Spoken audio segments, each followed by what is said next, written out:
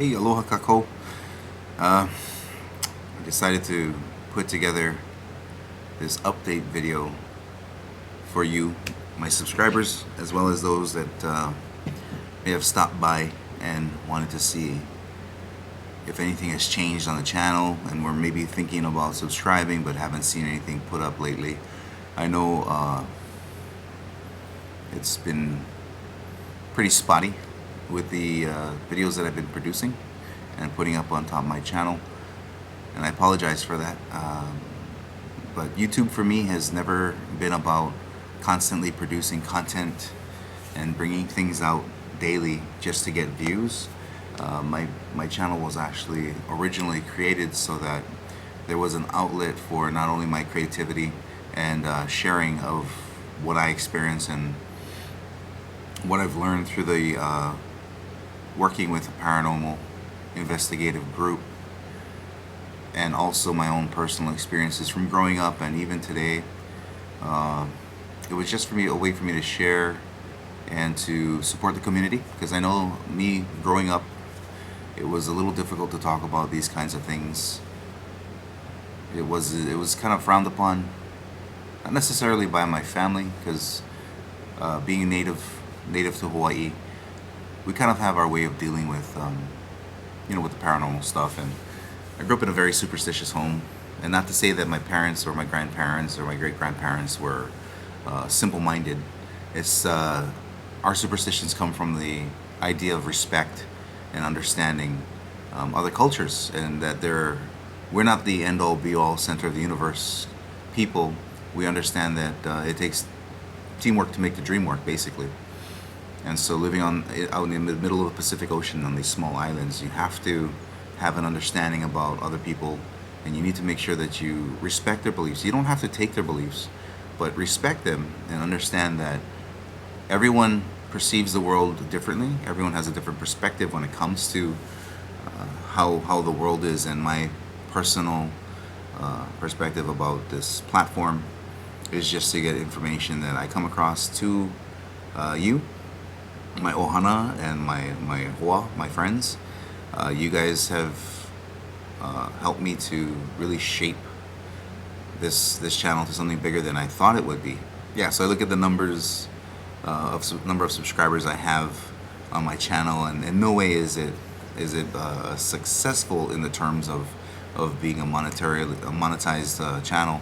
And that's not the point. The point of my channel is not to be a monetized thing. I would prefer that I bring information of value to the people that come to my channel and watch.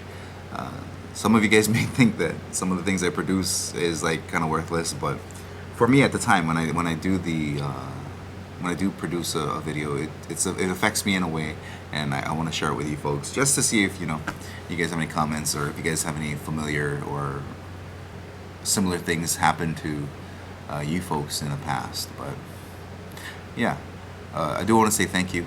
Big shout out to my friends who have subscribed, my family who have subscribed to this channel. I was going to do something special when it got to 100 subscribers, because it kind of took a while to make it over that hump, and I was it was fun though. But I mean, I unfortunately didn't get to it, and I felt like I was kind of leaving the channel in the dust, because life comes up and whatnot, and that's what this video is about, is to kind of update you guys and let you guys know exactly what's going on with me. But I look at my subscribers today, and I see that there's 215 subscribers, and I'm like, that's amazing. I told myself when I had left the 150 mark, I was like, you know what, maybe I'll do something special for my subscribers, for you guys when it gets down to when it gets up to the 200 mark. And I was like, yeah, you know what, maybe I'll do a giveaway or something fun for the 200 subscribers. And here I am at 215, and I realized, you know what, it's been a while, it's been some time, and some of the people that have subscribed to my channel have regrettably have passed away since. I also have subscribers who have doubled up, because I do have nieces and nephews that create multiple channels, and I know they probably subscribed to me a couple of times, so the numbers are kind of like a little bit skewed in my favor. only because of the double subscriptions. And like I said, unfortunately for some of my subscribers who have actually have left us, who have gone. And I'd like to dedicate this video to my family and friends that actually have passed away rather recently. I mean, I don't want to say within the year, but since I really didn't get to discuss that. I think it's kind of a personal thing, but since I'm doing kind of a personal video, I thought I'd just say this. This update is dedicated to Hoku Ka'aihue, as well as Ivan Nomura and Janine Pavo. These were my family. These were my friends that were very close to me and shared deeply about their experiences in the paranormal and their, oh my gosh, numerous accounts of strange activity. Except for Janine. Janine just loved hearing stories about the paranormal, and I really miss her. She was a very sweet lady, and I'm so blessed to have met somebody like her. Always a smile on her face, and always very, very sweet. Ivan, miss him. He was one of the investigators that had integrity and just an overall nice guy. But I know he's in a better place because he was suffering towards the end. And of course, my auntie Hoku, Millicent Ka'aihue.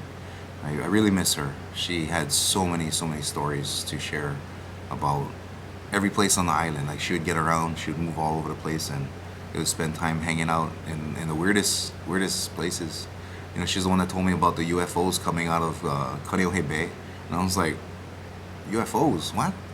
Yeah, she would say at the ocean there would be huge lights shooting out from the ocean in Kaneohe Bay by the military base. And I was like, But unreal. Like, she had hundreds of stories, man. But yeah.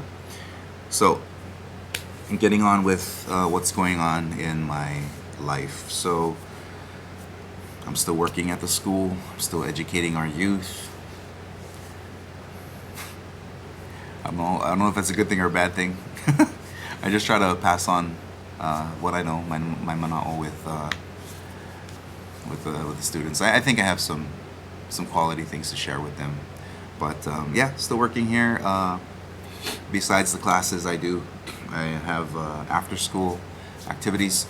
I do this. I started this club a couple of years back. It's called the Creepy Kolea, and basically we have these clubs where I tell them past experiences and whatnot that I've actually gone through when I was young, as well as in my adult life, working at haunted locations, as well as doing investigations. And the kids really love it, and it's so awesome to hear their stories as well. They have so many, like it's unreal. And of course, you get every once in a while you have the ones that kind of like embellish in their stories, and you can kind of tell when they're coming up with stuff. But it's nice. It's a safe space for them to share. It's a safe space for them to, I guess, not just share, but to kind of add their opinion and views about what the person may have experienced. I like to have them think about it logically. If that's one thing that I took away from working with spooky kind investigations, it was look at it critically and come to a logical explanation before you start saying things are paranormal. Yeah. So yeah, that's my life here at work. Things I do after I'm done for the day. I have these after school commitments. But I also wanted to talk about my children. So my oldest daughter was recently accepted into Kamehameha schools, and I'm so proud of her. Her academics, she is so, like, I'm so proud of her because my mind is blown by how well she's doing in school and how, oh my gosh, her grades are just amazing. And she really gets down on herself, and I've never pressured her. My wife has never pressured her to. She does it to herself. She kind of pressures herself into doing well, and I'm just, I couldn't be more. If she brought home a D or an F, I'd still be proud of her because she works really hard. I've never seen somebody work so hard. Well, besides of course my wife, but she must get it from that side of the family because yeah. But I'm very proud of her. I'm so happy that she made it into a place, into Kamehameha schools that has actually, from what I heard, changed a lot about the way they go about teaching. It's more cultural, which I'm loving. I'm loving the fact that they've gone back to more cultural learning and less about the, I don't want to say haole style, but it is a foreign way for us as natives to learn, because this is not in our koko. This is not something that we've, as a culture, built up in us to read the puke, you know, and write things down and stuff like that. Everything was done face to face. It was done with beautifully, with a connection to people, rather than this whole mass manufactured people to exit school and get a job and sit down at a desk or work behind a counter and just like no social activity or interactivity, no ability to speak to a person appropriately and professionally. I think a lot of that has been kind of going up. But anyway, that's my own personal take on that. But yeah, so I couldn't be more proud of my daughter, and I hope her time at Kamehameha Schools is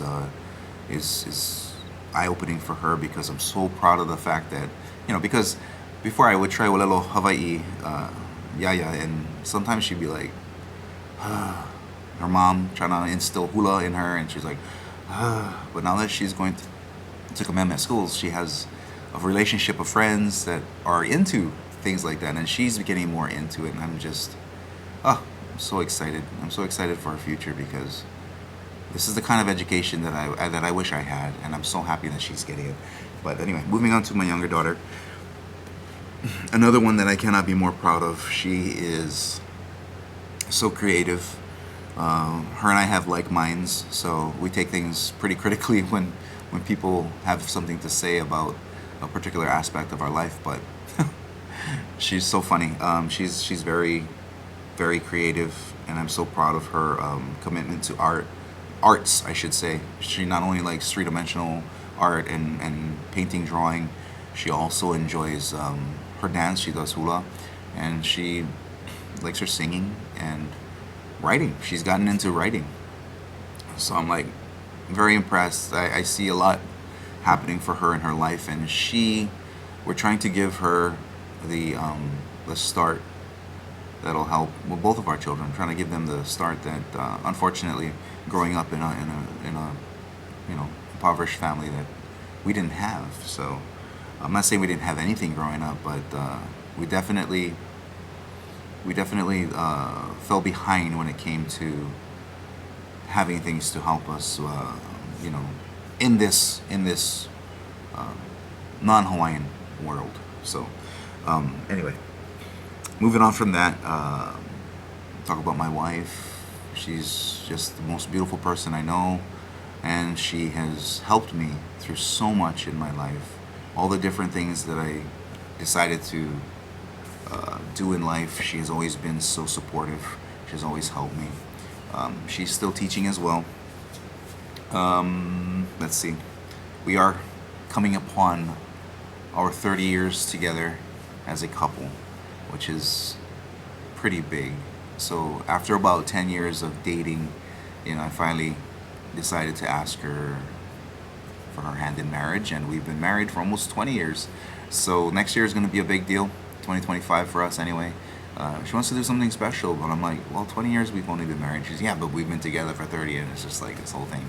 But yeah, I mean, if anybody is deserving of everything, it's her. She's only giving of herself to the community. You know, she really gives all to her classes and her daughters. To me, I'm like probably one of her biggest time consumers, always looking for attention. But yeah, we do everything together.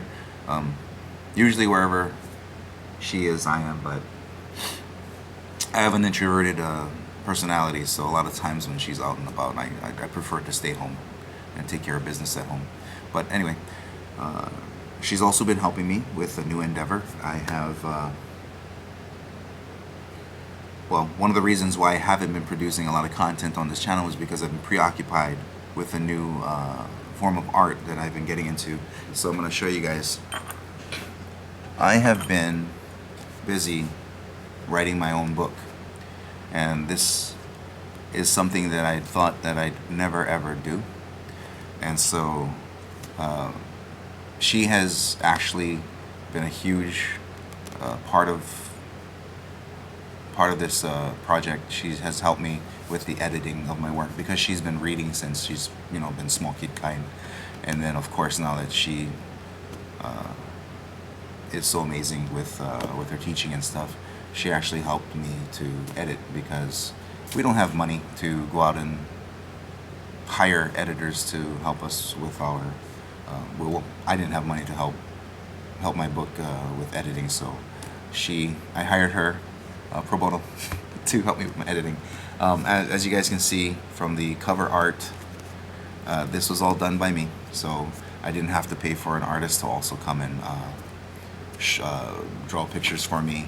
The formatting, everything inside the book is all done by us. Yeah, all the information here, legal eagle for this book, as well as not just having this book, but I also have 2 more stories in the works. I'm in the middle of editing this one here, and this one here is finished. The story's finished, but this one I haven't even started with the editing and drafting, second draft or anything like that. But if you guys are interested, this book actually comes out February 29th of this year, 2024, and it's called The Mo'owahine of Makaliki Bridge. And this is a fictional story of a boy who doesn't really get it, who's still kind of young, a little bit immature, and something happens in his life where it has to snap him out of his childhood and become a man, because something very real, something very dangerous is trying to take away everything he loves in his life, and he has to learn how to stop it and to keep it from happening to him. So yeah, I've been getting some very good feedback on the book. I've sent out at least 24 copies, early reader copies, to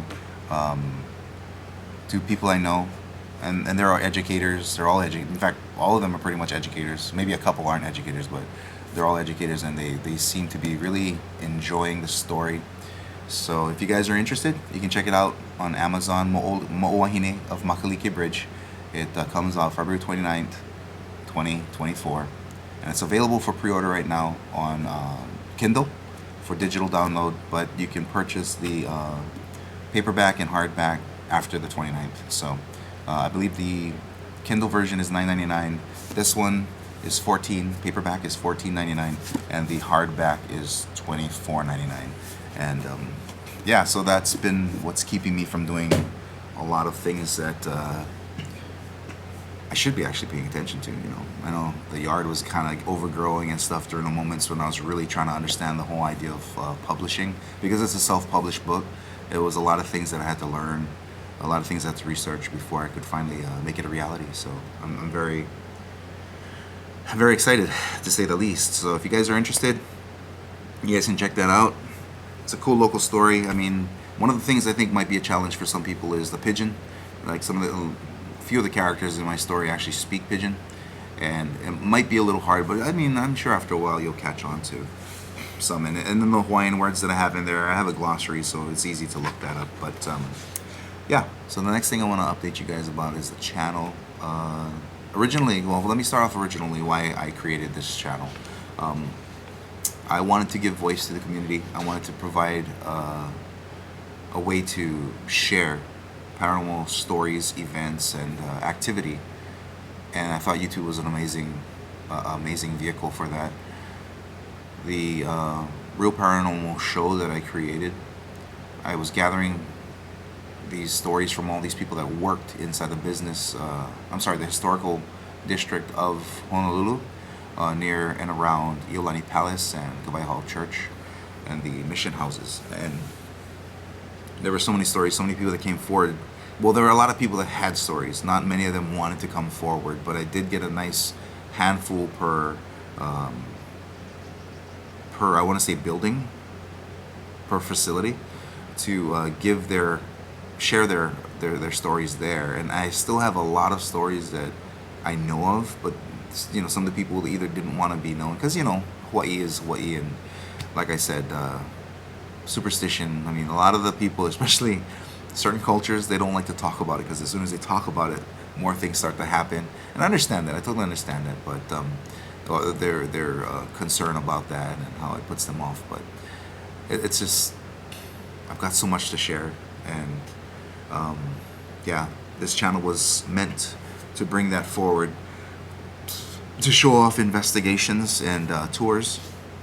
We were really ramping up what was going on in the Spooky Kind investigation group, our paranormal team, and we were going really strong. And at one point, we were going to start tours. We were going to start selling merch. We were going to just take off. And for whatever reason, it kind of just I don't want to say it unraveled. It kind of just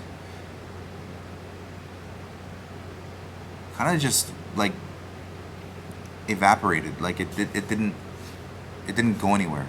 So I was tasked with the idea that I was going to become a tour guide so that we could raise money for our nonprofit group.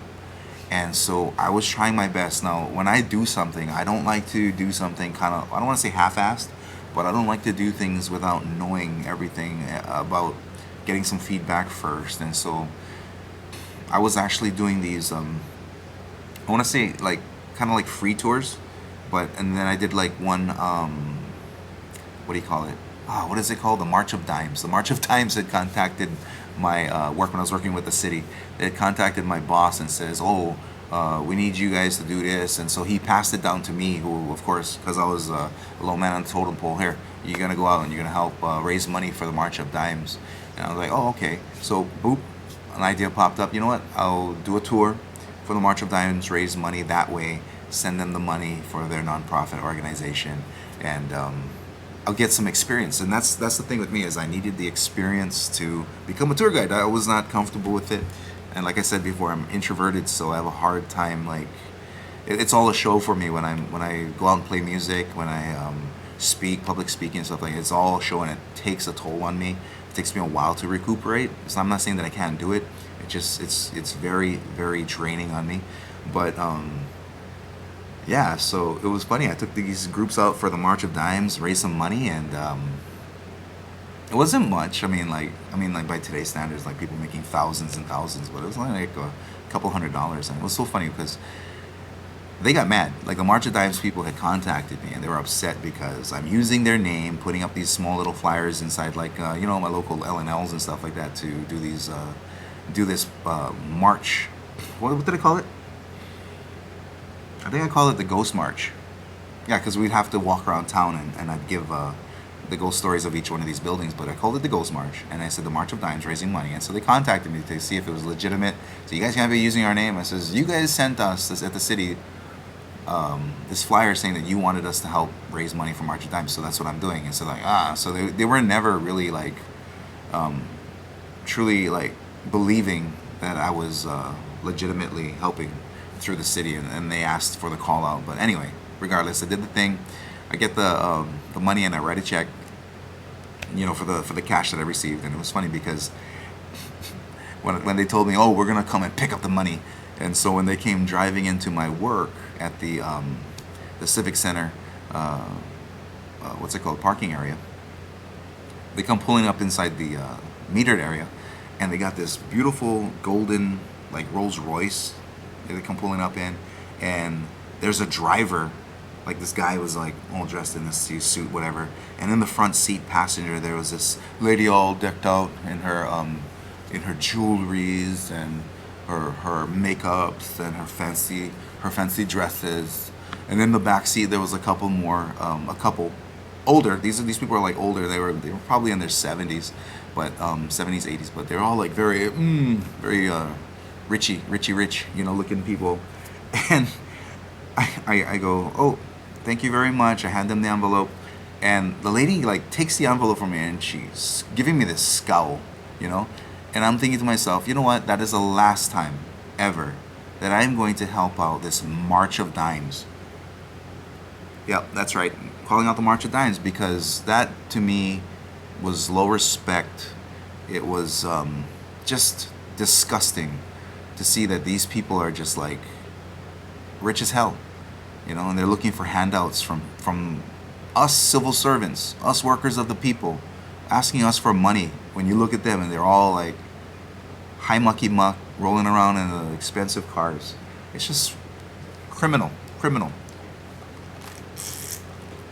But I guess that's how the rich stay rich, right? Is they use other people's money for whatever they're trying to do. Yep, the tax write-off and stuff. Anyway, that's another whole ball of wax. Let's just move on from that. But ultimately, this channel was created to give expression to people that had no way of speaking or feel comfortable with letting us know. I'm also here also to help people in the community.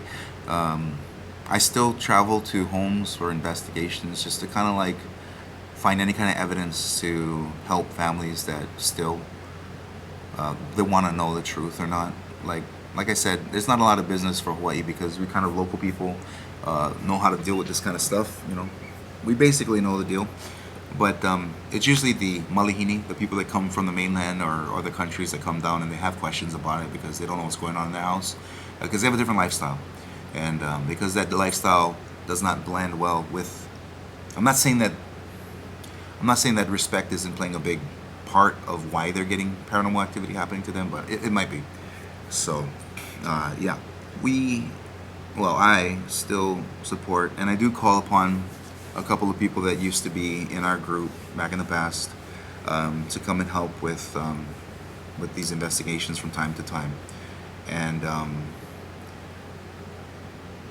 so when it comes to the actual belief of paranormal and ghosts and spirits, I have no idea. I cannot tell you 100% what it is. I don't believe anybody can, even those that truly believe they have the gift to tell you. It's still questionable. I mean, I know we all come from the same source. I can tell you that. That's a fact. That's scientifically proven. We all come from the same place. We all have the same energy. We all have the same mana, as we like to call it here in Hawaii. And so with that mana, I think it's possible that we are able or capable of doing things that we don't normally see every day. I think some people have the ability more than others. I think some people are more sensitive, like color blindness compared to normal vision. I think people who can see things, I think they are the unfortunate, I don't want to say unfortunate, but they have security that wasn't built up in them when they were young to kind of filter out these energies that they can see, hear, or even interact with. So ghosts, I have no idea. I couldn't tell you. I don't personally believe in ghosts, except for the Holy Ghost, because okay, so the terminology itself gets a little sticky too, because I don't know if it's people when they think of ghosts. When I think of ghost, I kind of associate spirit with it too. A person's energy from when they're alive is connected to that apparition or whatever manifestation you're seeing. But yeah, but the point of me coming down and helping the community is not to, or even with these small classes that I do afterwards with my spooky stories, is not to change your belief or make you believe something different. Your belief is your belief. Everyone has a different perspective on life, and if you believe something, then great. If you don't, then take it or leave it, right? But I'm not here to change your mind, and I'm not expecting you to say something to me to make me feel stupid or to change my mind about my life and how I've experienced everything in my life. So some of the kids ask me, well, how is it that you've experienced all these things in your life, like so much? And I said, that's just who I am. That's just who I am. My antenna, I guess, just picks up on certain things. I don't know what it is. I can't explain it to you. I don't know why, but I think I was put here to help others that experience these things, and that's what I'm here for. I'm here to help these kids who experience stuff and the parents don't believe them. It was funny because I had this one gal who I shared a story with about when I was in elementary, and it wasn't just me. It was a group of kids that actually stared at this thing, and this is down in Kailua. But right behind Kailua Elementary, there was this supermarket, and at the time during one of our recesses, something bizarre happened, and a bunch of kids saw it, and we got the attention of a teacher, and of course nothing came of it because the teacher didn't see anything. But long story short, the gal had gone back home, told the story to her family, which is fine. I don't tell the kids, oh, don't tell any stories now, unless it's of course bebe. My classes are like usually from 5th grade, 6th grade. So when the bebes start listening to them, then they kind of get scared again. And I kind of have that, but so yeah, share it to your parents. And it was funny. This one of these this gal coming back to her, she mentioned this. Oh, what is your is the guy that's sharing these stories? Is he a drunk? Is he a alcoholic? And I was like, oh, well, I mean that's his interpretation of what happened, what transpired between his daughter, me, and then of course the story coming to him. That's was his logical explanation of what it could possibly be. But yeah, like I said, I'm not here to convince anybody to believe in what I experience. I know what I experience. You know what you experience, and I'm here for you guys. And I believe people have moments that they have despair, depression, and difficulties. And I think a lot of that has to deal with why they're experiencing paranormal activity. So a lot of it has to do with up here. Yeah, we have strength when we're okay up here, and if you're sad or depressed about somebody, maybe somebody passed away recently, I mean, you're gonna see some stuff that's kind of strange. And regardless of if it's the fact that they are coming to visit us, or if it's something in our mind that we're creating to give us some solace, then I'm not sure what it is. But yeah, so Real Paranormal Oahu, this channel. I changed my name to RPO808, so you can at me at that. You can also contact me if you need to, ski.gdelaраgon@gmail.com. You guys can email me there if you have any questions. But yeah, so that was the reason for this this channel, to give voice.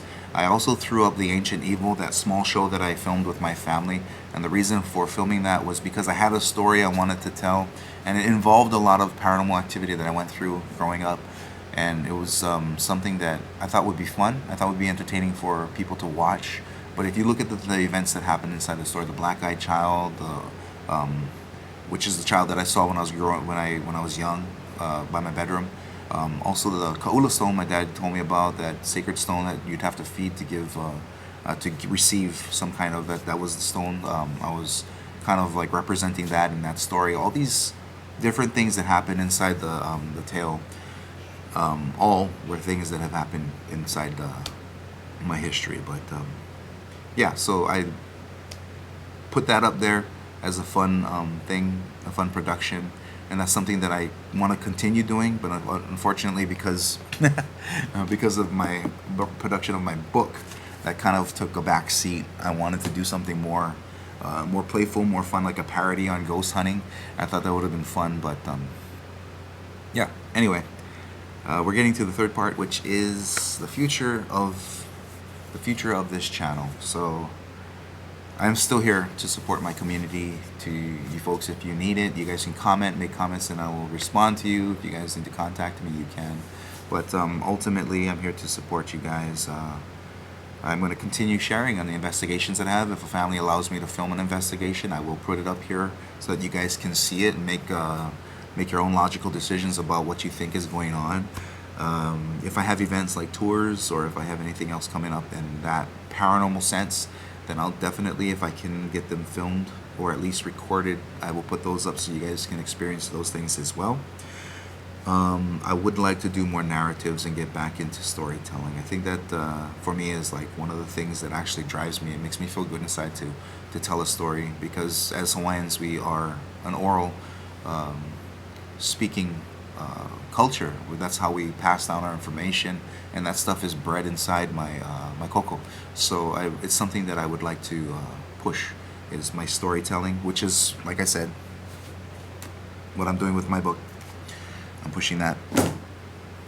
And then one thing that I have been wanting to start for since the beginning of becoming part of YouTube was like, I don't want to say a podcast, but that's the only thing that I don't even really know what a podcast is. But it's kind of like interviewing people that are involved in the paranormal, like either spiritually or investigatorily, as well as people that have experiences that they want to share. So that's something else that I wanted to actually produce, and that's where I kind of want to go. I want to move towards something like that. I want to get my old buddies back together. We can talk story about our investigations and how they felt, and how our future, or should I say our experiences through working with spooky kind of investigation, has helped us or changed us as we grow as people. I want to get together with some people that we actually worked with, we collaborated with in old what's it called, investigations. Yeah, so those are kinds of things that I would like to do for the channel. Which reminds me, I totally forgot that a teacher of mine actually had recently passed away. So Preston, my heart is with you, bro. I'm so sorry that we hadn't communicated for years, but you have taught me so much, and I do appreciate the knowledge that you gave to me and the influence that you had. And to the Ohana of Preston, my condolences. I'm so sorry about that. I mean, too young to go, man. Shoot, too young to go. I don't even have the words to express the shock that I had when my friend texted me the news about his passing. So that small time of silence for brother Preston.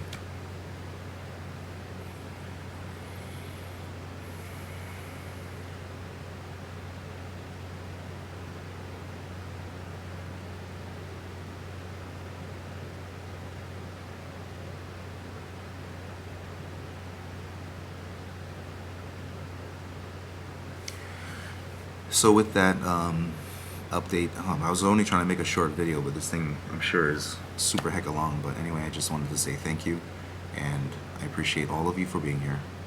And if it takes me a long time to create anything else, you'll probably get another update video. Okay, aloha, ahui ho.